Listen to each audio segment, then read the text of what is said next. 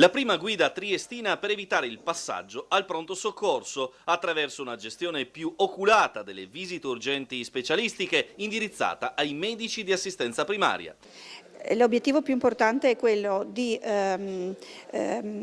dei percorsi che erano già in atto, ma averne conoscenza con dei numeri di reperibilità in modo tale da poter garantire ai nostri pazienti gli accessi urgenti senza doverli mandare in pronto soccorso. Sono tutti percorsi che c'erano già, che noi abbiamo sostanzialmente messo in un vademecum e che ci danno una grossa possibilità di lavoro di questo tipo. Il vademecum ai percorsi sanitari più appropriati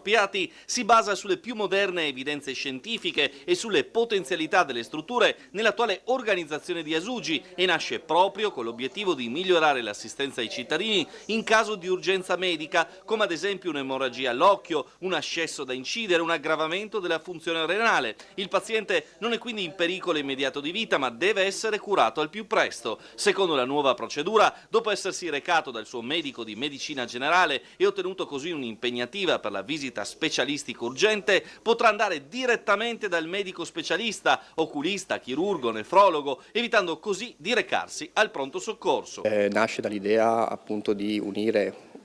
parlandosi un po' di più, tra la medicina generale, quindi il territorio, e il pronto soccorso. Da una serie di incontri mensili che abbiamo fatto abbiamo visto la necessità di mettere insieme dei percorsi già esistenti in un documento da poi far girare ai colleghi della medicina generale, del territorio, così,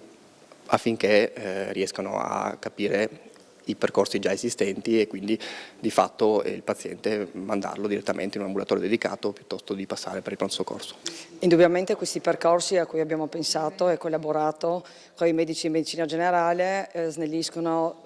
abbastanza i percorsi urgenti dei pazienti inviati dai medici curanti in pronto soccorso. Di fatto l'idea nasce da un aspetto molto pratico, perché questi pazienti con in mano un'impegnativa del medico curante per una prestazione specialistica urgente venivano di fatto nel 90% dei casi gestiti dal pronto soccorso e pertanto intasavano, ovvero sovraffogliavano il pronto soccorso in modo del tutto inutile. La guida, destinata innanzitutto ai medici di assistenza primaria, nasce infatti da un progetto innovativo che ha visto la collaborazione e il confronto tra i servizi che rappresentano la prima, fondamentale, spesso affollata porta d'accesso dei cittadini al servizio sanitario pubblico, il 118, il pronto soccorso, gli ambulatori dei medici di medicina generale.